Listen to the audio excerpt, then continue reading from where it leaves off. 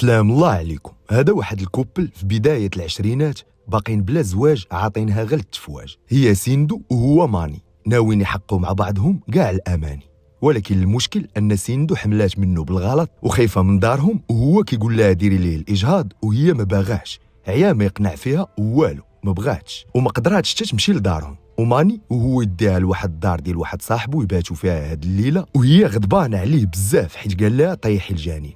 الغد وقفوا عليهم البوليس في الدار، عرفوهم هنا داوهم للكوميساريه، وباه وبات البنت حاضرين كيعمروا ليه في المحضر باللي كانت معاه بزز باش يصيفطوه للحبس.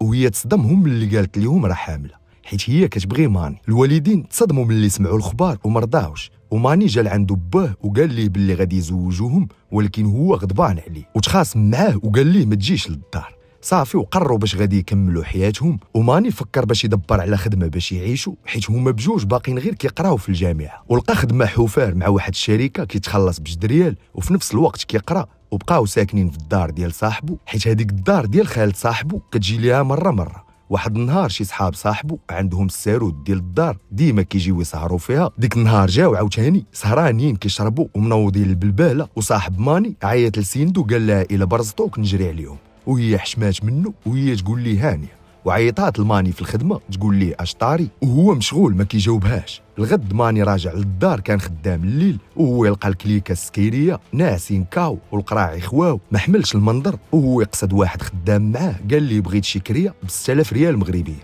وهو يدبر ليه في واحد المأوى عامر بالخوا سكنوا فيه بين ما تحسنات الاوضاع، وخوه ديما كيديبانيه فاش كيحتاج، وكمل حياته هو وسيندو ومعافرين مع الوقت. وباه غضبان عليه بزاف، امه مهمومه بسبابه، وبات سيندو تا هو كيموت بالفقصه، وهي ما بقى لها والو وتولد. بدا كيكبر عليهم الماتش مع المسؤوليه. واحد النهار ريح مع صحابو كيسكروا، بقى كيشرب حتى جابوه ليها للدار الرويض ما كيدوروش، غادي مطلع فرانه معاه، وهي ما عجبهاش الحال. الغد عاوتاني صحى وبدا كيطلب منها السماحه وباللي ما غاديش يبقى يشرب عاوتاني. صافي وعطاها وعد وتاقت بيه حيت هي باغا تصبر معاه.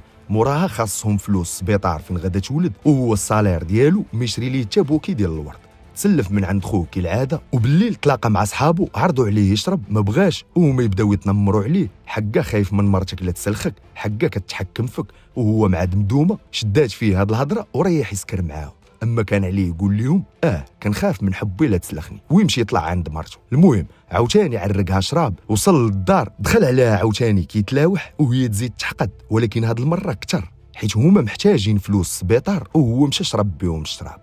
الصباح تعصبات عليه وتخاصموا، وهو تا هو تعصب وقال لها هضره قبيحه، قال لها ما عندي ما ندير بك لا انت ولا اللي في كرشك، قلت لك نطيحوه وانت ما بغيتيش وورطتينا في هذه الحياه. وخرج وخلاها مأزمه، ومشى هو للخدمه، وهي بدا كيسيل منها شيمه بحال الا قربات تولد. عيطات ليه يجي يديها للسبيطار، وهو شاف المكالمه ديالها وهو يقطع عليها وكمل الخدمه. عيات ما تصوني عليه وهو والو ما كيجاوبش. واحد اللحظه وهي تغيب سمعاتها جارتهم، دخلات عليها شافتها، عيطات لومبيلونس، جاو هزوها داوها للسبيطار مغيبه، وعيطوا لوالديها جاو، وهو جاي من الخدمه وطافي التليفون ما على بالو بوالو. قرب للدار قالت ليه جارتهم اش وقع، مشى كيجري، وصل لقى غا خوه اللي كاين تما. دخل شاف ولدو تزاد، وخوه قال ليه باللي سيندو ولداتو هربات مع دارهم وتليفونها طافي، وهو غا مصدوم وما مستوعبش فين حط راسو. هز الوليد خرجوا وباقي مصدوم، جابوا لدارهم وباه ما خلاش يدخل. امه كتبكي، حلف عليها الاب الا خرجات لعندو ما ترجعش هي وياه.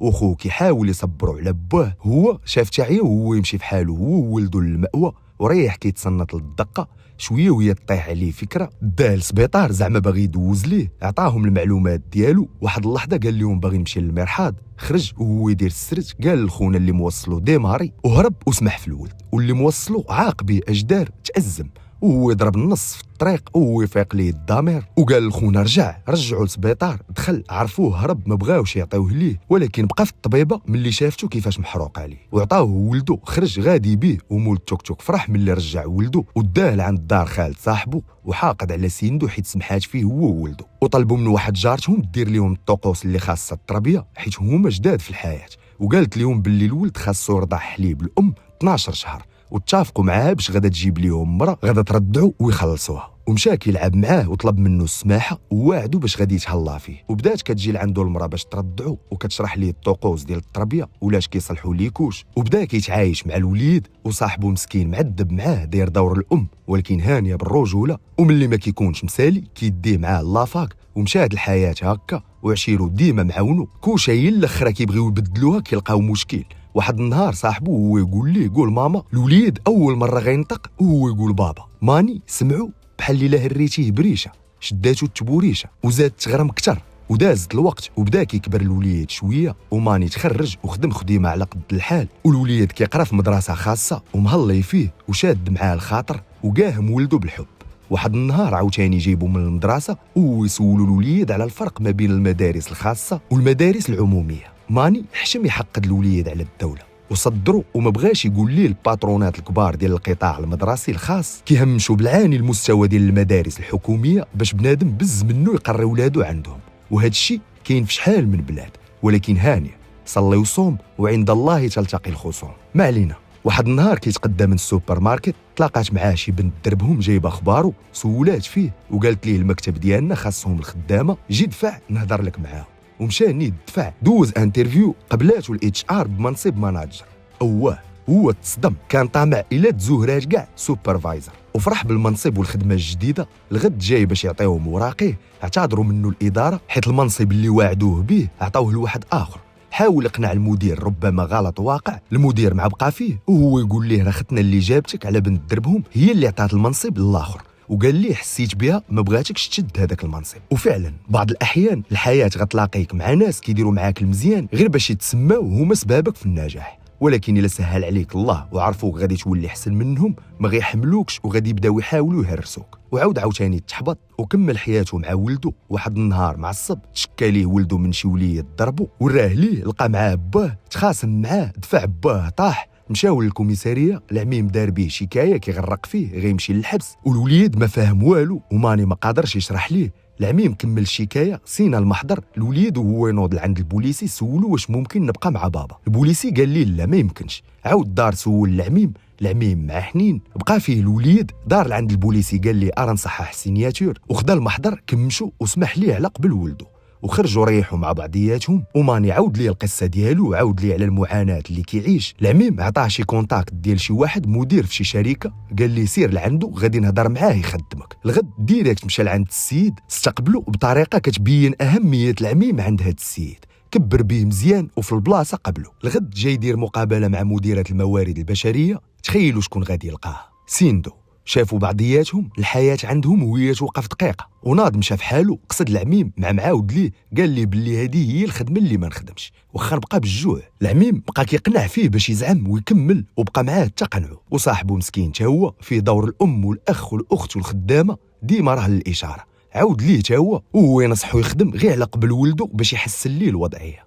وناض جرب سول الوليد، قال لي واش باغي تشوف امك؟ الوليد قال لي لا حيت انت ما كتحملهاش. وهو يقول ليه لا امك كتبقى امك واخا ما نكونوش مفاهمين حنا مع بعضياتنا. والصباح زعم راسو ومشى يبدا الخدمه على اساس سوبرفايزر، وهادو هما ليكيب ديالو. وبدا كيتاقلم مع الاجواء، وهاد اللحيه كيعاود بلا سوالات. بقى كيهضر ليه على سيندو وما عارفش اش بيناتهم. وقال لي باللي دارهم باغيين يزوجوها بشي واحد بزز وهي باين فيها كتبغي شي واحد اخر، ودار الضحيكه ديال النصر زعما راه كتبغيه هو مع هو كيبغيها، كتبان لي حتى هي كتبغيه. حب غا من هنا ماشي من الهي هنا. والصباح وحده من ليكيب ديالو دايره شي غلط كبير في الخدمه وسيندو كتوبخ فيها، مع العلم انها معروف عليها ما كتاديش واخا تهضر. وقف ماني لقاهم كيهضروا وقال لها عطيني شويه الوقت نحل المشكل، وداها لعند صاحبه اللي ولا صاحبنا حتى حنا، مع هو هاكر اخلاقي ديبانا ليها المشكل.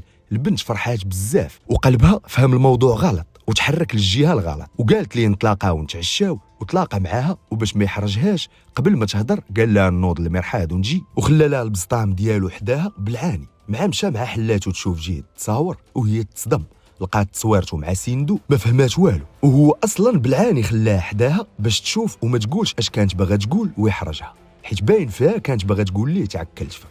وفعلا رجع وهي تدير فيها بحال الا غير شكراتو بهاد العراضه. ورجعات لعند ليكيب اللي خدامين معاها وحكات ليهم البلان، يعني اللحيه من اليوم خاصو ينسى واتفقوا باش غادي يديروا خرجه وغادي يكونوا فيها ستاف كامل وغادي يلاقيو سيندو وماني باش يجمعوا الشمل زعما. وبداو كيوجدوا للخرجه وجاو طلبوا من سيندو تمشي معاهم. وواحد النهار هو وولدو في الدار وهما يوقفوا عليه خوه ومو وباه. من بعد 4 سنين ما شافوه ولا سولوا فيه، ولكن خوه كان ديما معاه ملي كيحتاجو. امو اعتذرت منه بزاف وشرحات ليه باللي باه كان مهددها ما تجيش لعندو ولا تسول فيه. ودابا جاو باش يعرضوا عليه العرس ديال خوه. والاب مريح وكيلاحظ التربيه ديال الوليد وتصدم في كيفاش ولده مربي الوليد بهذه الطريقه الزوينه.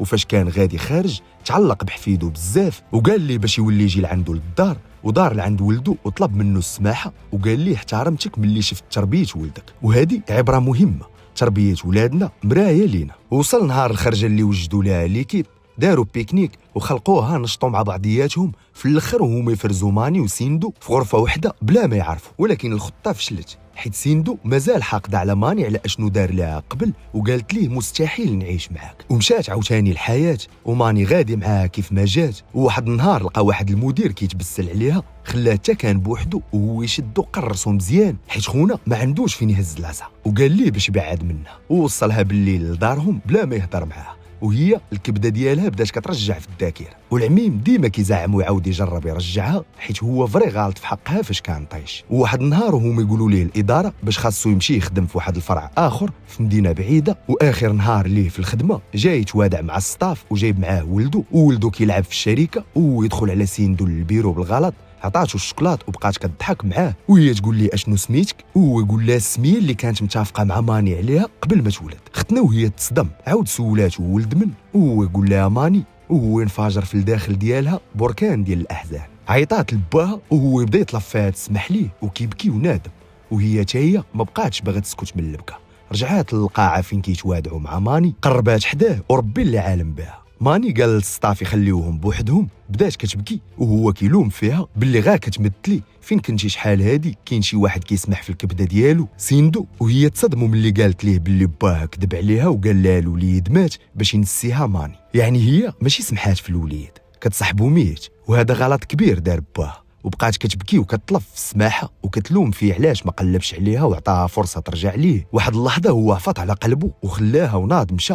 وصل للباب، الوليد تحركات ليه الكبده ديالو على مو وهو يرجع عندها، عنقها وعنقاتو وبدات كتبكي. وتماني تاثر بالمنظر وما قدرش يحرمهم عاوتاني ويزيدهم حرمان على الحرمان اللي داز، ورجعوا يكملوا حياتهم مع بعضياتهم. واهم عبره من هذه القصه وهي المعامله ديال والديهم معاهم اللي خدموا المحاسبه والعقاب عوض التربيه والاحتضان. فجاو عندهم غالطين ما كانش خاصهم يتعاملوا معاهم هكاك وهما في بدايه العشرينات في عمرهم. لذلك خاصنا نعرفوا ان القساوه ماشي تربيه. ولدك الا غلط احتضنه وعلموه ووعيه وما تقساش عليه. النفس البشريه طبعها عنيد وممكن تغامر بمولاها من اجل العناد، فما تفيقهاش في ولدك ولا بنتك وتكون سبب الدمار ديالك وديالهم. الوليدات تعاشروا معاهم في وقت الغلط وحلوه معاهم بحال الا نتوما غالطين معاهم باش يبقاو تحت السيطره ويسهلوا في التربيه. وهنا غادي تكون سالات القصه ديالنا ديال اليوم. كان معكم محمد الزاهي. تقعد مالك ساهي. لدعم المحتوى المرجو الاشتراك في القناه على اليوتيوب ومتابعه الصفحات على فيسبوك وانستغرام. وكيف العاده إلا عجبك البلان علاش لا شي جيم وكومونتير. نتشاوفوا.